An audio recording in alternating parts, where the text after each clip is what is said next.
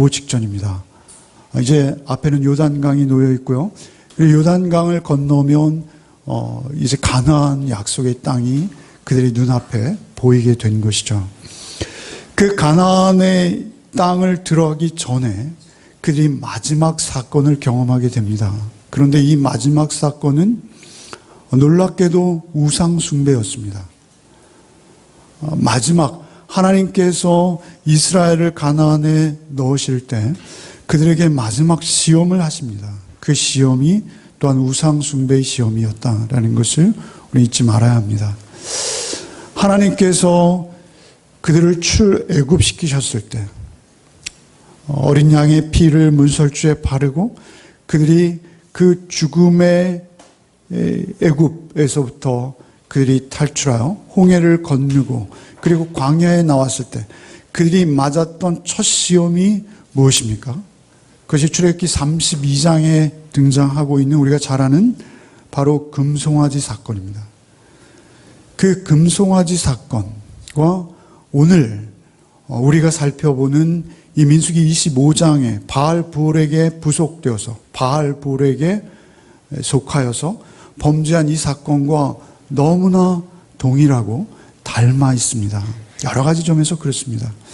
근데 중요한 것은 이 사건 둘 다 의미하는 것은 우상 숭배하고서는 하나님의 나라에 들어갈 수도 없을 뿐만 아니라 하나님의 나라의 삶을 살아낼 수도 없다는 것을 강조하는 것입니다.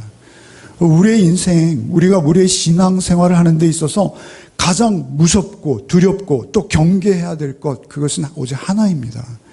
그것은 우상 숭배입니다. 그 우상 숭배가 놀랍게도 언제나 어디에서 일어나고 있습니까? 이스라엘 자손들 가운데 일어나고 있습니다. 십계명을 하나님께서 우리에게 주셨습니다. 그 십계명에서 가장 중요한 계명은 1계명과 2계명입니다. 왜 그렇습니까? 1계명과 2계명을 우리가 지키지 않으면 이미 하나님의 자녀가 아니기 때문에 그렇습니다. 1계명은 무엇이죠? 너는 나 외에 다른 신을 내게 두지 말라라는 말씀입니다. 다른 신을 두지 말라. 다른 신이 있어서가 아닙니다. 우리가 자꾸 다른 신을 만드는 것입니다. 이 계명은 교회에게 주신 것이고 이스라엘에게 주신 것입니다. 이스라엘은 언제나 하나님을 이야기하고 있었어요. 그러나 금송아지를 만들고 그것을 하나님이다, 여호와다 이렇게 일컫는 것이죠. 그런가 하면 이제 그 마지막 시험, 가나안 땅에 들어가면 가나안 땅의 특징은 무엇입니까? 가나안 땅은 하나님의 나라입니다. 하나님이 통치하시고 하나님이 다스리시고 하나님만 유일하게 주인 되시는 나라예요. 그런데 그 나라에 들어갈 때 우리가 엉뚱한 우상이나 하나님을 하나님으로 인정하지 않는 믿음, 신앙으로는 그 나라에 들어갈 수 없음을 말씀하시는 것입니다. 풍요와 다산의 신 바알에게 그들이 오늘 빠지는 것이죠. 그러면 지난 주간에 묵상에서 하셔서 이미 다 알고 계시고 이 사건 자체는 우리가 알고 있습니다. 이 사건에서 가장 중요한 이유는 중요한 그 교훈은 무엇입니까? 그것은 그들이 우상 숭배에 빠졌다라는 사실이고요. 그 우상 숭배에 빠지는 것은 송두리째 하나님을 부정하는 것이기 때문에 그들이 그런 상태로는 가나안의 삶을 살 수도 없고 가나안에 들어갈 수도 없다라는 것을 우리에게 철저히 교훈하시는 거예요. 우리의 신앙생활은 처음 시작부터 마지막까지 이 1계명과 2계명의 싸움일 줄 모릅니다. 우리가 교회에 출석하고 또 하나님을 예배한다 하지만 우리가 예배하는 하나님이 금송아지가 될 수도 있고 바알부올이 될 수도 있다는 것입니다. 바알은 어떤 신이죠? 바알은 풍요와 다산의 신입니다. 모양만 바뀌었을 뿐이에요. 그들이 출애굽했을 때는 하나님을 금송아지라고 섬겼고요. 지금 이제는 말이죠. 금송아지가 아니라 그 금송아지만 바알로 바뀌어 있어요. 바알. 그 바알이 대표하는 것은 풍요와 다산입니다. 농경의 신이에요. 그들이 애굽을 나왔을 때는 애굽을 끊임없이 그리워하며 애굽으로 돌아가자라고 주장했고요. 그들이 이제 가나안 땅에 들어가서는 가나안에 사는 사람들의 그 풍요와 다산, 농사의 신이죠. 그들이 누리는 그 풍요한 삶, 그것에 매료되어서 하나님을 사실은 거기에 복속시키는, 거기에 부속시키는 그러한 죄를 범할 수 있게 된다라는 것입니다. 하나님께서는 풍요와 다산의 신 아닙니다. 하나님께서는 거룩과 경건을 우리에게 요구하시지 여러분의 성공과 번영을 하나님이 요구하시지 않습니다. 오히려 우리가 거친 들에 살아도 우리가 하나님을 모신 곳이 천국입니다. 하나님께서 우리에게 함께 하시지 않는 그곳이 지옥인 것이죠. 아무리 풍요하고 아무리 다산을 누리고 있다 하더라도 그곳에 하나님이 계시지 않으면 우리에게는 아무 의미가 없는 것입니다. 오직 애굽을 그리워하는 삶이 아니라 하나님의 통치와 다스림을 사모하는 삶이 되시기를 바랍니다. 우리가 애굽은 발로 물을 대는 곳이에요. 그래서 언제든지 그 농작물에 물을 댈 수 있어요. 그러나 가나안은 누누이 말씀드리지만 메마른 땅이에요. 거기서는 하나님께서 이른 비와 늦은 비를 주시지 않으면 생존 자체가 불가능한 곳입니다. 그런데 그곳을 성경은 젖과 꿀이 흐르는 땅이라고 그렇게 말씀하세요. 왜 그렇습니까? 거기는 비록 척박하지만 하늘을 볼 수 있고 늘 하늘을 보고 하나님을 의지하는 자의 삶이 그곳에 있기 때문에 그렇습니다. 하나님의 통치와 다스림, 하나님의 온전한 하나님 되심을 여러분의 삶 속에 드러내실 때, 그리고 그러한 삶을 여러분 안에 누리고 계실 때만 우리는 가나안의 삶을 살고 있는 것이요, 가나안은 약속의 땅으로 우리에게 실제하는 하나님의 나라가 되는 것입니다. 너는 나 외에 다른 신을 내게 두지 말라. 너를 위하여 새긴 우상을 만들지 말라. 이 계명을 우리가 얼마나 순전하게 지켜내는가가 우리의 신앙의 모두입니다. 시작이요 끝인 것입니다.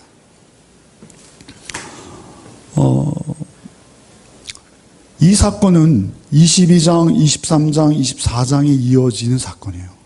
여러분 지난주에 22장, 23장, 24장 묵상하셨죠? 22장, 23장, 24장 그 긴 장들, 보통 한 장에 굉장히 길죠. 근데 그 긴 장이 무엇이었습니까? 그것이 발락과 발람이 작당해서 이스라엘을 하나님과 떼어놓으려는 그러한 사건이었습니다.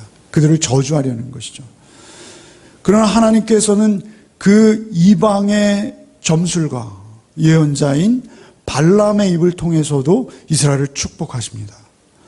이스라엘을 축복하시되 내가 너에게 들소의 뿔과 같이 되어서 너를 모든 위험과 재앙으로부터 지켜주겠다. 너를 축복하는 자를 내가 축복하고 내가 너를 저주하는 자는 저주하리니 내가 너와 영원히 함께하겠다라는 약속을 그 발람의 입을 통해서도 하나님은 드러내시는 분이십니다. 그런데도 불구하고 그들은 그 말씀이 있을 때, 그 일이 벌어지고 있을 때, 산 위에서 지금 그 일이 벌어지고 있을 때 그들은 그 밑에서 놀랍게도 시딤의 그 모압의 여인들과 미디안의 여인들에게 유혹을 받고 있는 것이죠. 금송아지 사건도 마찬가지였습니다. 금송아지 사건은 무엇이었죠? 금송아지 사건은 모세가 하나님의 말씀, 곧 율법을 받으러 시내산에 올라간 그 상태였어요. 항상 큰 은혜, 그리고 하나님의 가까이 오심이 있을 때 우리가 그때 넘어질까 조심해야 하는 것이 우리의 신앙인 것입니다. 성경엔 이런 충격적인 대목들이 많아요. 레위기 8장에서 10장 보십시오. 하나님께서 대제사장을 세우세요. 이스라엘이 대제사장을 세우세요. 그 대제사장의 위임식이 있었어요. 하나님과 이스라엘 사이를 중재하는 대속의 은혜의 중심 인물 대제사장. 그 위임식이 얼마나 거창하게 에봇을 만들어서 입히고 그리고 거룩한 제사를 드리며 그 제사가 행해진 바로 그때 어떠한 일이 있습니까? 그 밑에 나답과 아비후의 죽음이 있습니다. 다른 불을 드리는 거예요. 엘리야의 경우는 어떻습니까? 엘리야가 말이죠, 갈멜산에서 그 놀라운 사건, 그 놀라운 승리를 거두었어요. 그런데 그 사건 바로 다음에 어떤 일이 있습니까? 엘리야가 스스로 죽기를 청하며 광야로 홀로 터덜터덜 걸어가는 것이죠. 우리에게 있어서 가장 중요한 것은 하나님과 우리의 관계인데요. 그 하나님과 우리의 관계가 언제나 끊어질까 조심하는 것이 우리의 두렵고 떨림인 것입니다.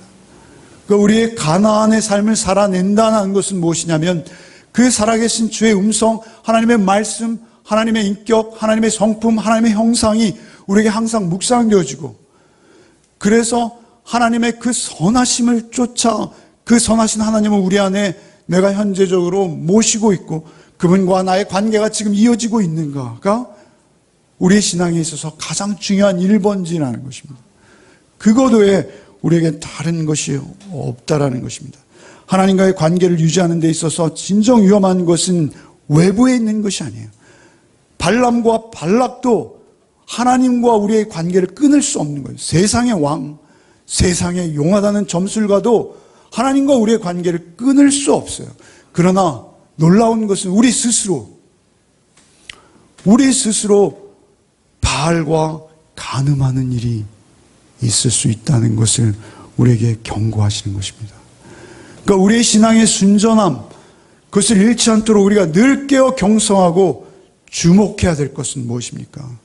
그것은 세상의 풍요와 다산과 세상의 문화와 세상의 여러 가지 방법으로 우리를 세상 사람들과 차별 없이 세상 사람들과 똑같이 그렇게 우상을 숭배하고 다산과 풍요만을 바라는, 심지어 교회에 와서조차도 우리 종교 생활이 거친 들이나 사막은 인정하지 않고 오히려 늘 위로와 소망과 그리고 풍성한 물질의 축복과 번영과 성공만을 기도하는 우리의 모습은 아니죠.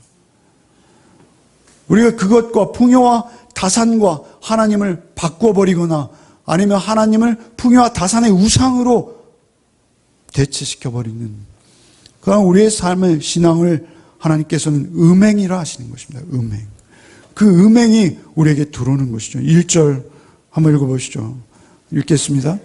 이스라엘이 시딤에 머물러 있더니 그 백성이 모압 여자들과 음행하기를 시작하니, 음행하기 시작하는 거예요.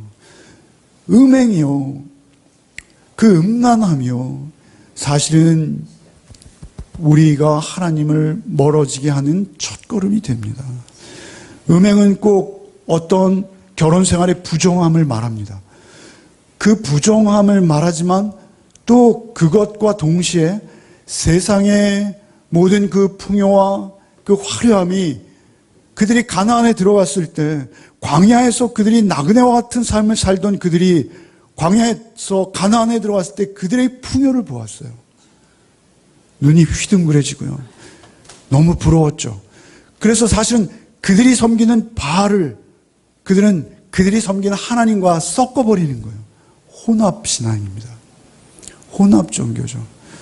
그것이 우리의 순전한 신앙이 아니라 온통 하나님을 부정하는 자리까지 우리를 끌고 가버린다는 것입니다. 우리를 그 지경으로 우리를 타락시키는 것이 바로 세상의 문화요, 세상의 유혹인 것입니다.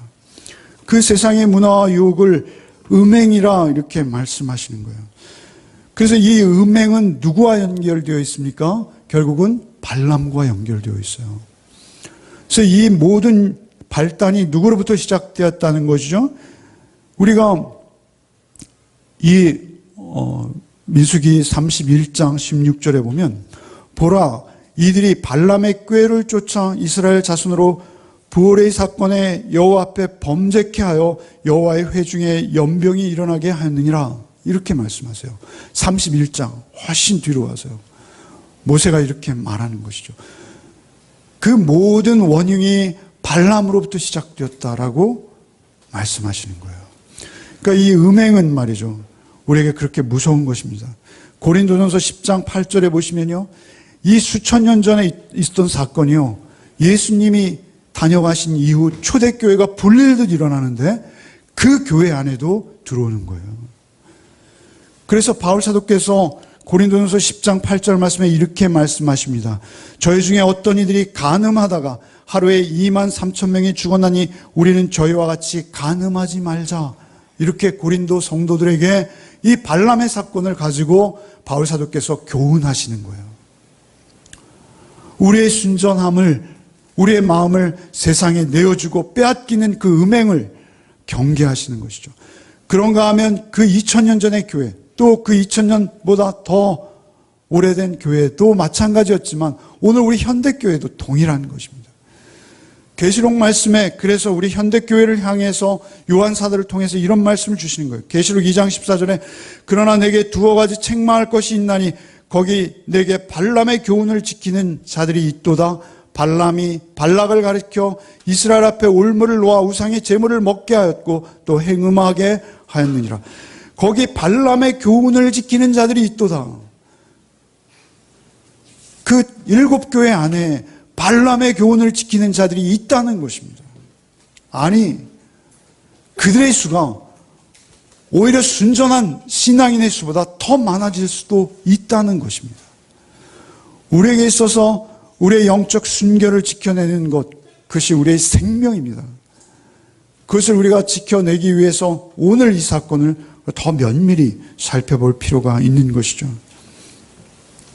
2절에 그 여자들이 자기 신들에게 제사할 때 이스라엘 백성을 청함에 백성이 먹고 그들의 신들에게 절함으로 그 음행이 그들에게 들어오고 결국 그 음행으로 인해서 그 여자들의 신전 제사 행위에 가담할 뿐만 아니라 그 신전 제사 행위를 통해서 그들이 음식을 나누고 있어요. 유대인들에게 있어서 음식을 나누는 것은 가족으로 인정하는 것입니다. 그래서 그들이 그 신들에게 제사할 때 같이 함께 동석했고 이스라엘 백성을 처음에 백성이 먹고 그들의 신들에게 절하기까지 하는, 그렇게 그들에게 다 자신을 내어줘 버린 3절에 이스라엘이 바알볼에게 가담한지라 여호와께서 이스라엘에게 진노하시니라. 가담했다라는 말씀. 이 가담한다라는 말씀은 차마드라는 히브리어인데요. 밀그롬이라는 학자는 이것을 이렇게 해석하고 있습니다. 우리 의전 성경에는 부속되었다 이렇게 번역됐어요. 부속되었다라는 것은 그들에게 완전히 속해버렸다는 것입니다.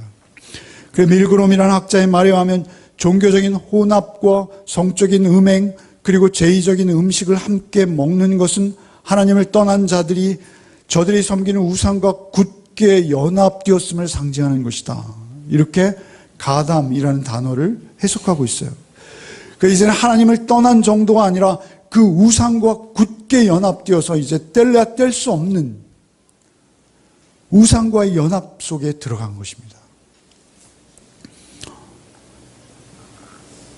우상 숭배 너무나 강력합니다. 그래서 우리가 우리의 죄성으로 인해서 우리가 그 화려함에 쉽게 부속될 수 있다는 것을 바울 사도는 이렇게 경계하세요. 고린도전서 6장 15절 너희 몸이 그리스도의 지체인 줄 알지 못하느냐? 내가 그리스도의 지체를 가지고 창기의 지체를 만들겠느냐? 결코 그럴 수 없느니라. 창기와 합하는 자는 저와 한 몸인 줄 알지 못하느냐? 일렀을 때 둘이 한 육체가 된다 하셨나니. 우리가 우리의 마음을 빼앗기면요, 그 마음을 빼앗긴 대상과 내가 하나 되는 것입니다. 우리가 하나님에게 마음을 드려야 하는 이유는 무엇입니까? 하나님과 내가 하나 되기 위해서입니다.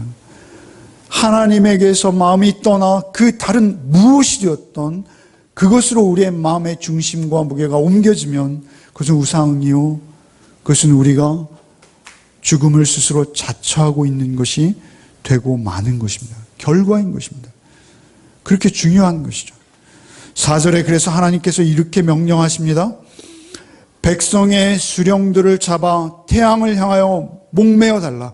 그리하면 여호와의 진노가 이스라엘에게서 떠나리라. 백성의 수령들을 잡아 태양을 향하여 목매어 달라. 너무 끔찍하게 들리십니까? 그렇지 않습니다. 백성의 수령할 때의 수령은 지도자를 말하는 것입니다. 지도자라는 단어는 이 비느하스의 사건의 주역인 시므이가 지도자입니다.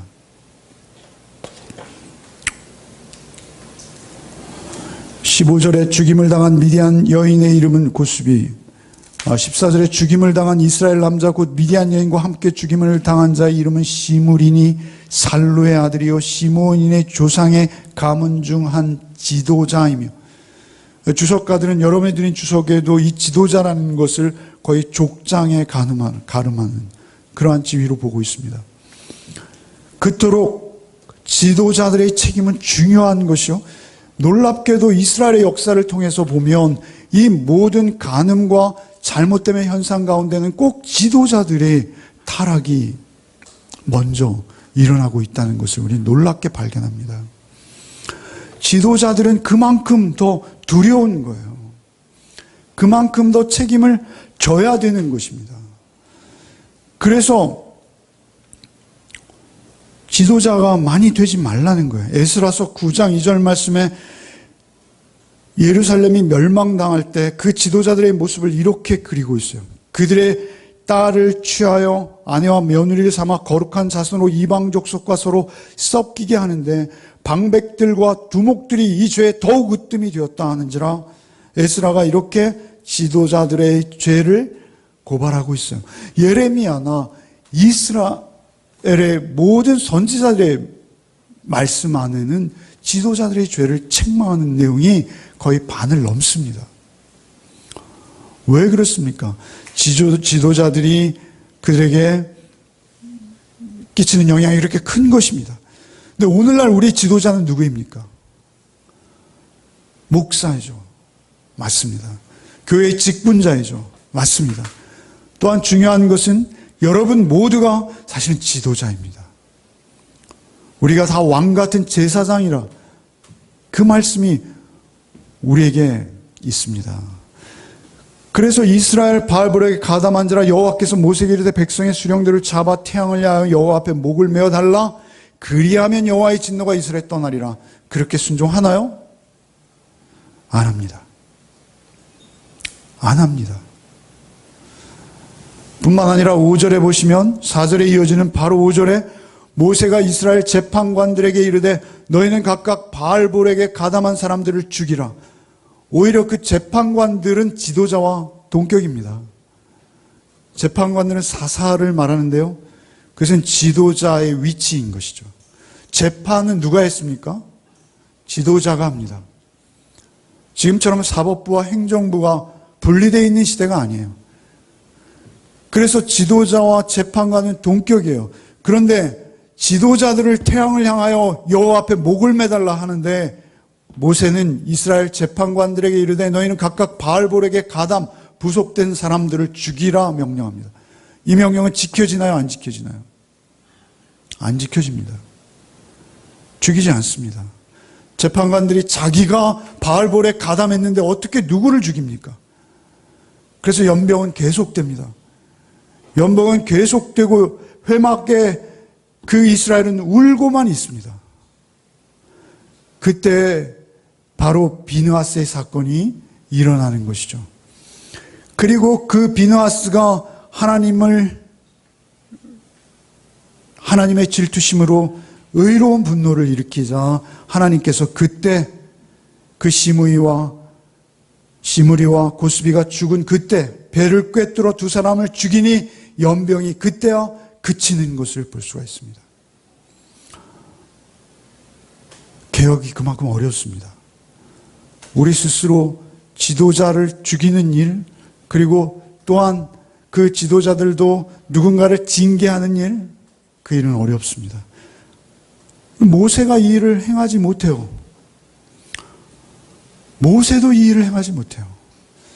물론 어떤 학자는 모세의 시대가 가고 이제 비느하스의 시대가 오기에 이러한 현상이 우리에게 목도된다, 우리에게 보여진다라고 풀이하고 있습니다. 근데 중요한 것은 그에게 있어서 순종하지 않았다는 점입니다. 순종하지 못했다는 점입니다.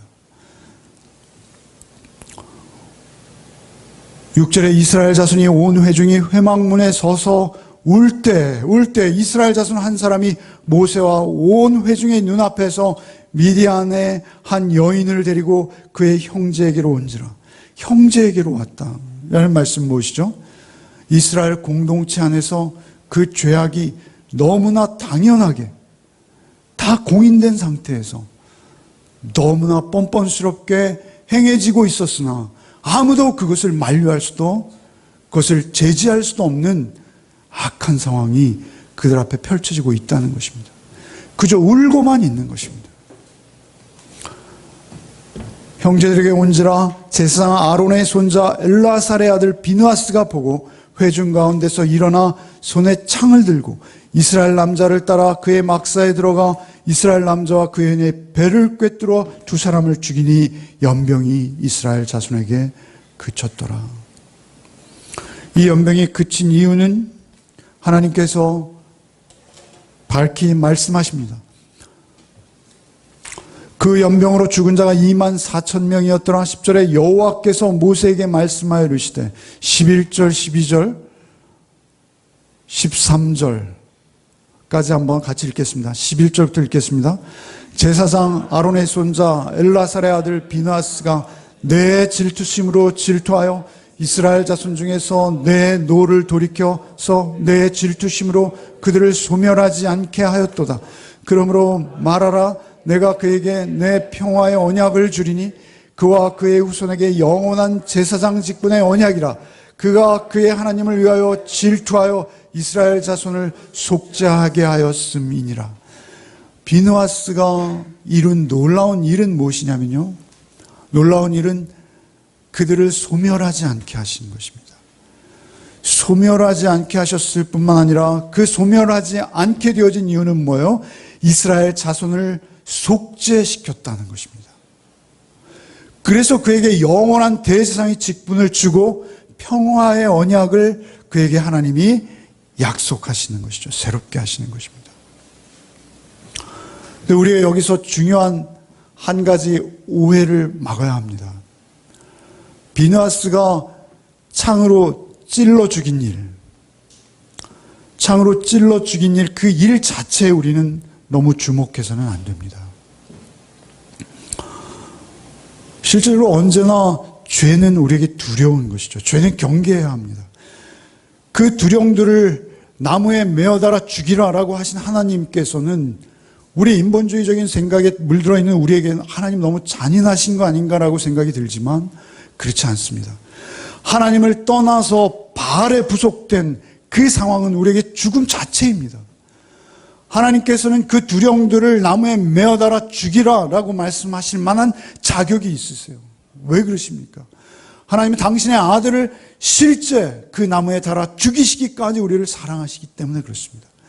우리를 그 죄악으로부터 돌이키시기 위해서 하나님 기꺼이 그 대가를 치르세요. 자신보다 더 소중했을 당신의 독생자를 나무에 내어주시기까지 하나님 우리를 사랑하시기 때문에 그 말씀을 하실 자격이 있는 것입니다. 두려움들을 나무에 메어 달라라고 죄가 그만큼 심각한 것입니다. 죄는 우리를 죽이는 것입니다. 죄의 싹은 사망인 것이죠. 그 죄로부터 우리는 경각심을 가져야 됩니다. 그래서 사실은 나무에 달아 죽이는 그 일조차 우리는 기꺼이 하나님 말씀에 순종해야 되는 거예요. 그것이 무엇입니까? 결국 우리가 예수 그리스도의 십자가와 함께 주님의 십자가에 못 박히는 것과 동일한 거예요. 후손의 영원한 직분 제사장 아론의 손자 엘르아살의 아들 비느하스 11절에 그렇게 말씀하시죠. 그런가 하면 14절에도 11절에 그렇게 말씀하시고 또 두 번 말씀하시는데요. 몇 절이죠? 제가 이렇게 흥분하면 잊어버립니다. 제사장 엘르아살의 아들 비느하스 7절에 있었군요. 이 전절인 것 같은데. 제사장 아론의 손자 엘르아살의 아들 비느하스 이렇게 두 번 말씀하시거든요.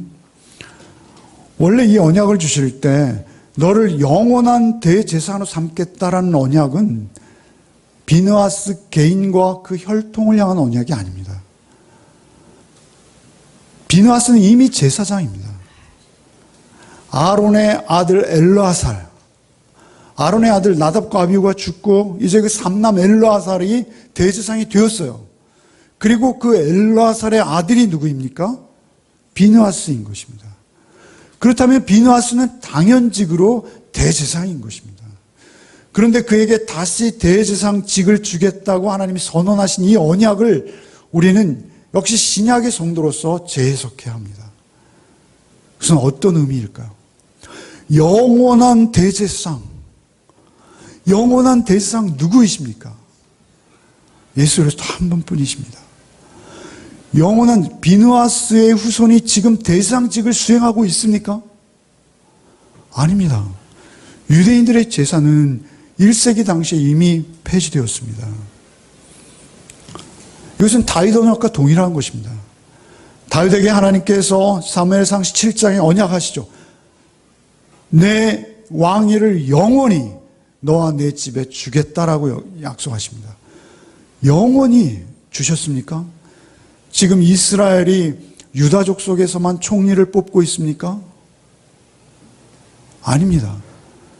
그 약속은 오직 예수 그리스도를 향해서 다윗의 후손으로 오실 예수를 명명하셨듯이 오늘 영원한 대상의 직분은 오직 누구에게 있습니까? 예수 그리스도 한 분에게 있는 것입니다. 그 약속을 하시는 것입니다. 내 질투심으로 질투했다라고 하시는 이 질투는요, 우리 인간적으로 우리가 나의 이기적인 마음으로 삼각관계 속에서 질투하는 그런 질투가 아닙니다. 하나님께서 우리를 사랑하시되 죽기까지 사랑하신 하나님의 그 거룩하시고 의로우신 그 사랑으로 인한 질투입니다. 그래서 하나님께서는 비느하스의 질투를 그 거룩한 의로운 질투로 보시는 것입니다. 그래서 그 질투로 질투하였기 때문에 그 질투함으로 인해서 오히려 하나님께서는 그들의 죄를 소멸하시고 그들을 살려주시는 것이죠. 이러한 마음으로 오셔서 처음부터 끝까지 사역하신 분이 우리 주 예수 그리스도이십니다. 오직 그리스도만이 우리에게 영원한 대제사장이 되십니다. 그런데 그 그리스도의 대제사장 되는 직분을 무엇으로 수행하셨습니까? 비느하스는 창을 던져서 시므의 피를 흘림으로 우리의 죄를 속했습니다. 그러나 예수께서는 당신의 피로 우리의 죄를 속하십니다. 그 제사장의 직분은 갈리는 것이요 또 다른 것입니다. 예수께서 오셔서 당신의 피로 우리를 속죄하신 그 대속의 제사장 되시는 예수만이 우리를 대속할 수 있는 것입니다. 그 대속의 은혜 안에 우리가 들어가게 된 것이죠. 그래서 우리는 모든 죄를 사함받게 되는 것입니다. 우리가 오해하지 말아야 될 것 제가 말씀드리다 말았는데요. 남의 피를 흘리게 하는 것으로 우리의 죄가 속해지지는 않습니다. 사실 비느하스가 그 창을 던진 대상은 자신의 형제입니다. 비느하스도 지도자요, 시므이도 지도자인 것입니다. 그러면 이 말씀을 오해하면 참 안 돼요. 위험한 말씀이에요. 여러분, 유대인들의 열심당이라고 아시죠? 베드로가 속했던 열심당. 그 열심당의 그 항목의 일항이 무엇입니까? 원수되는 로마를 만나면 무조건 죽이는 거예요. 폭력이에요. 그 열심당의 모토가 무엇이냐면 바로 비느하스입니다. 사무엘이 아각을 찍어 쪼개었다라는 말씀과 비느하스의 창을 그들의 모토로 삼아서 그들이 비밀 결사들을 조직한 것이죠. 바울 사도께서 내가 열심으로는 교회를 핍박하는 자였고 라고 말할 때 그 열심이라는 것은 그냥 열심이라는 것이 아니라 자기가 열심당의 생각으로 교회를 핍박하였다라고 말씀하시는 거예요. 그럼 만약에 비느하스의 창을 그렇게 오해한다면 우리는 믿는 자들 간에서의 열심이 아니라 우리가 초등학교에 있는 그 당군상 가서 목 베고 막 동국대 그 뭐죠? 불상에 가서 막 십자가 빨간 스프레이하고 그런 일을 할 수 있어요, 우리가. 우리에게 있어서 비느하스의 창을 해석하는 데 있어서 우리 중요한 한 가지 덕목이 있습니다. 그것은 제사장적 질투, 곧 비느하스의 마음을 하나님께서 보시는 것입니다. 비느하스의 의로운 분노를 보시는 거예요. 그 의로운 분노는 사실 우리 자신을 향해야 하는 것입니다. 뿐만 아니라 우리의 동족과 우리 교회 안에서 행해져야 하는 것이고요. 그 십계명은 세상 사람들을 향해서 주신 것이 아니라 우리 믿는 자들을 향해서 하나님께서 이스라엘에게 주신 것입니다. 그 창 끝은 나를 향해야 하는 것이고요. 우리의 교우들을 향해야 하는 것이에요. 때로는 내가 죽는 아픔을 가지고 우리 교우들에게 나가서 그들을 권유하고 돌이킬 수 있는 자, 그가 비느하스의 질투를 가진 자입니다. 그리고 그 비느하스의 질투를 가지고 여러분이 질투하실 때 하나님은 그들의 죄까지 속해 주시는 역사를 우리에게 허락하시겠다 라고 예언하시는 것입니다. 비느하스의 거룩한 질투가 우리에게 있어야 하는 것이죠. 그래서 평화의 언약을 주시는 거예요. 평화의 언약. 평화의 언약은 무엇입니까? 이사야서 53장 5절에 그가 찔림은 우리의 허물을 인하며 그가 사함은 우리의 죄악을 인하라. 그가 징계를 받음으로 우리가 평화를 누리고, 우리가 받아야 될 징계를 대제사장 예수께서 받으심으로 우리가 누리게 된 평화, 그 평화의 언약을 우리에게 주시는 것입니다. 평화의 언약이 비느하스, 네가 대대로 제사장 직분을 행할 수 있도록 평화롭게 해주겠다, 그런 언약이 아닙니다. 이 언약은 오직 대상 되시는 예수 그리스도께서 오셔서 하나님과 우리 사이에 대속의 은혜로 임하심으로 말미암아 우리에게 이루어질 하늘의 평안, 그 하늘의 평화의 언약을 여기서 밝혀 보여주시는 것입니다. 그 평화의 언약은 오직 대제사장 된 자를 통해서만 우리에게 임할 수 있는 것이죠. 그래서 우리에게 대상 직분을 주시는 것입니다. 우리에게 대상 직분이 가능해지는 이유는 무엇입니까? 그 비느하스의 마음을 우리가 가질 수 있는 근거는 무엇입니까? 나를 구원하신 예수께서 내 안에 찾아오셔서 나를 그 은혜로 구속하심을 내가 성령의 눈을 깨달아 앉아 그가 제사장의 직분을 가진 자입니다. 그래서 비느하스가 그 이스라엘의 죄를 속하고 하나님의 진노를 그치고 연병이 그치게 할 수 있도록 은혜의 통로로서의 삶을 살아낼 수 있었던 근거, 그것은 그의 마음인 것입니다. 그의 마음일 뿐만 아니라 그가 대제사장의 직분을 가진 거예요. 그래서 계시록 1장 6절 말씀에 그 아버지 하나님을 위하여 우리를 나라와 제사장으로 삼으신 그에게 영광과 능력이 세세토록 있기를 원한다 라고 우리가 마지막 날 하나님께 찬양할 수 있는 거예요. 계시록 5장 10절 말씀에 저희로 우리 하나님 앞에서 나라와 제사장을 삼으셨으니 저희가 땅에서 왕노릇하리로다 라고 말씀하신 거예요. 우리가 왕노릇하는 것은 이 땅에 권력을 쥐고 이 땅의 모든 부귀영화를 쥐어서 왕노릇하는 것이 아니라 하나님께서 받으신 은혜로 말미암아 우리가 제사장 노릇, 왕노릇 하게 되는 것입니다. 은혜의 왕노릇하는 거예요. 저들은 은혜가 뭔지도 몰라요. 저들은 오히려 상대를 죽여야지 내가 사는 세상입니다. 그러나 우리는 내가 죽어서 저들을 살리는 제사장으로서 왕노릇하는 것입니다. 은혜의 왕노릇, 그 제사장 직분을 우리에게 주신 것이죠. 그 직분이 히브리서에 그대로 예수 그리스도로 예언되었고, 그리고 그 예언이 우리에게 이루어지는 것입니다. 히브리서 8장 1절 말씀에 이제 하는 말의 중요한 것은 이러한 대상이 우리에게 있는 것이라. 그가 하늘에서 위엄의 보좌 우편에 앉으셨도다. 히브리서 2장 17절 말씀에 그러므로 저가 범사의 형제들과 같이 되심이 마땅하도다. 이는 하나님의 일에 자비하고 충성된 대제사장이 되어 백성의 죄를 구속하려 하심이라. 그 예수께서 우리 안에 오셨어요. 그 예수께서 오심으로 우리가 이제는 택하신 족속의 왕같은 제사장이 되어서 우리가 우리를 그 어두운 데서 불러내어 그의 기이한 빛에 들어가게 하신 자의 그 아름다운 사랑, 그 제사장의 직분을 우리도 수행하며 그들에게 제사장으로 나가게 되는 것이고요. 그러니까 그로 인해서 우리가 우상숭배를 멈추게 하는 자가 되어질 수 있는 것입니다. 하나님께서 그런 이스라엘을 향해서 하나님께서는 끝까지 포기하지 아니하시고 그들을 다시 새롭게 하십니다. 비느하스를 통해서라도 새롭게 하십니다. 그리고 그 연병을 그치게 하시고 그리고 고수비의 사건을 잊지 말라 당부하십니다. 당부하시고 결국 26장에 무엇 하십니까? 그들의 숫자를 다시 세십니다. 결국 우리가 알아야 될 것 한 가지예요. 우리의 구원은 전적으로 하나님 홀로 이루어 가세요. 하나님께서 우리의 지도자들을 세우시는 것이고요. 하나님께서 우리를 등 떠밀어서 가나안에 넣어주시는 겁니다. 우리에게 어떤 자격이 있어서 가나안에 들어가는 게 아니에요. 하나님께서 다시 인구를 세라 하시고 그리고 가나안으로 우리를 밀어 넣어주시는 거예요. 그러지 않으면 우리는 들어갈 수 없어요.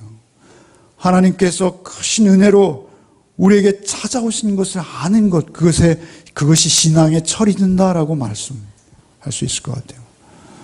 여러분, 신앙의 철이 드시기를 바랍니다. 성경을 보시면서 아론의 일, 왜 이러한 일들이 성경에 이토록 복잡하게 기록되었을까?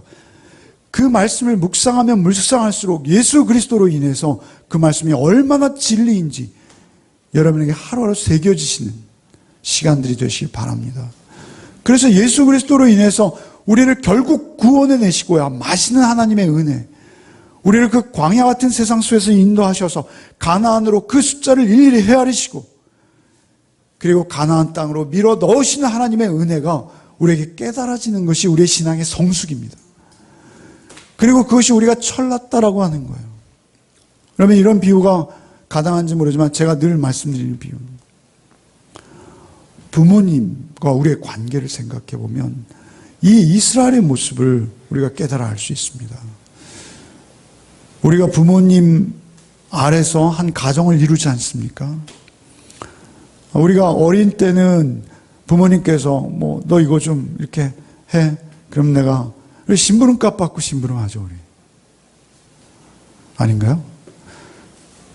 여러분 어릴 때부터 철이 나셔서 안 그러실지 모르겠습니다만 저는 기브 앤 테이크였습니다. 그래서 중요한 것은 그렇게 우리가 어린 신앙이 아니라 우리가 하나님 앞에서 하나님의 그 무한하신 긍휼과 사랑과 용서와 그리고 끝없이 우리를 권고하셔서 가나안으로 그 거룩한 삶을 살도록 우리를 인도하시는 하나님을 알게 될 때 우리 하나님께 바라지 않습니다. 우리가 부모님의 마음을 깨달아 안 것이 비느하스예요. 비느하스가 하나님 앞에 제사장의 직분을 받은 이유는 부모님의 마음을 깨달아 안 것입니다.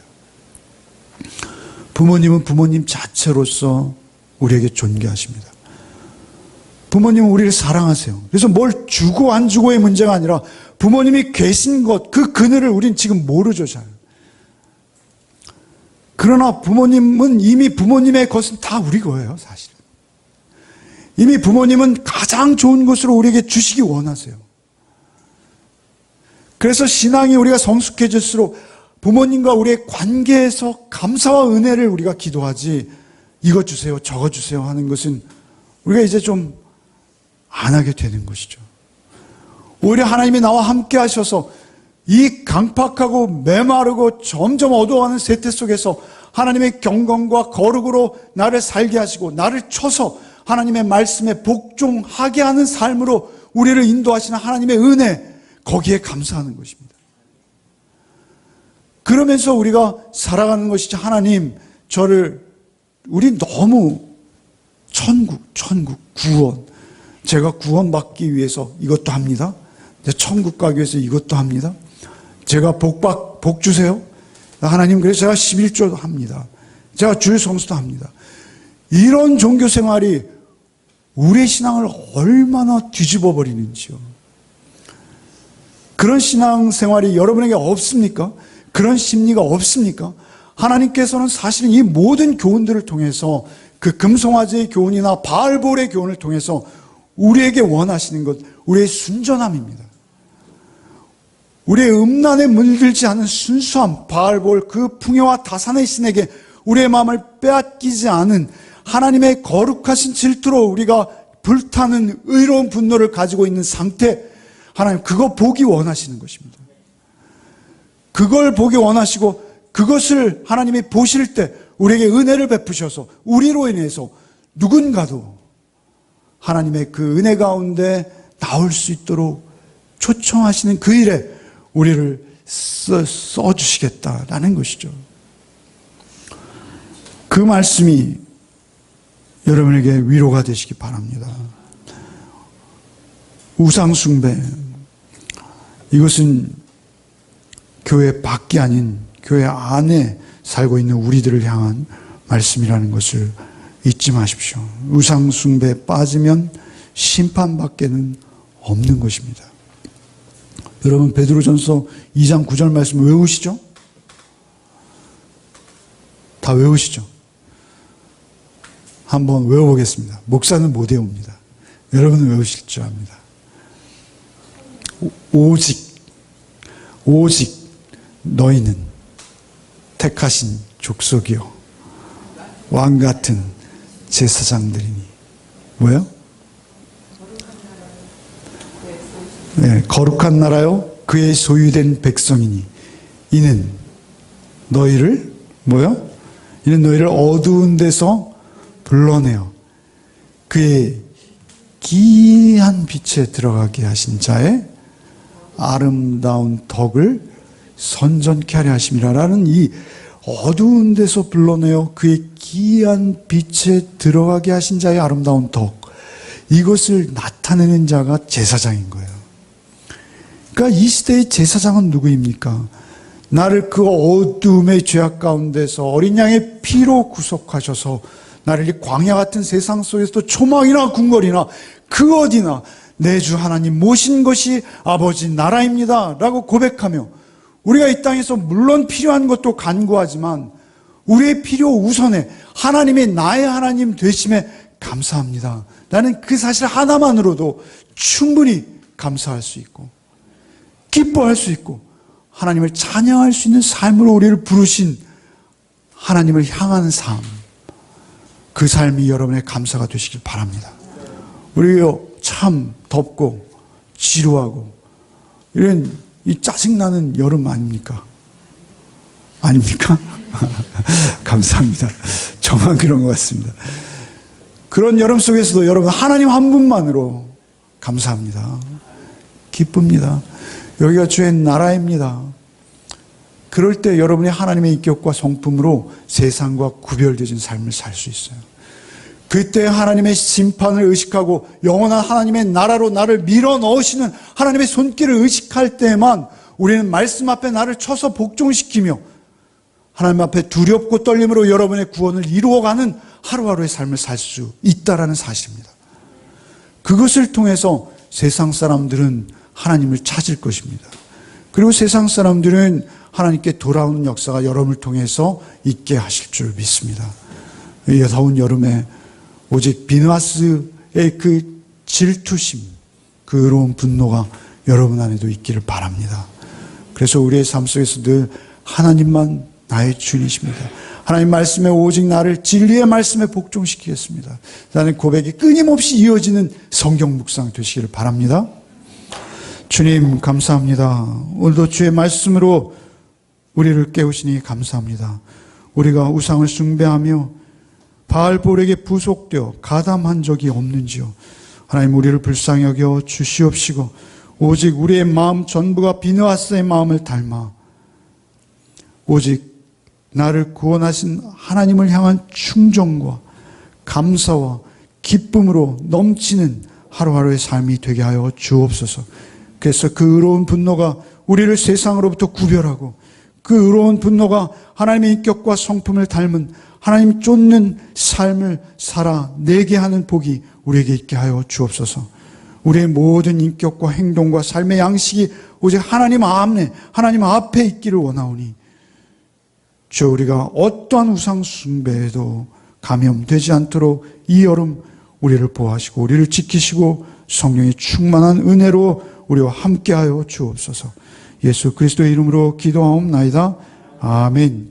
이제는 우리 주 예수 그리스도의 은혜와 하나님 아버지의 크고도 놀라우신 사랑과 성령의 교통감화 충만케 하시는 은총이 오직 우리를 그 은혜 가운데 부르셔서 왕같은 제사장으로 삼으시고 그 하나님의 인격과 성품과 형상을 쫓아 우리를 말씀 앞에 복종시키는 삶을 살게 하신 주님의 은혜가 우리 가운데 늘 충만하기를 축복하며 소원하며 축원하옵나이다. 아멘.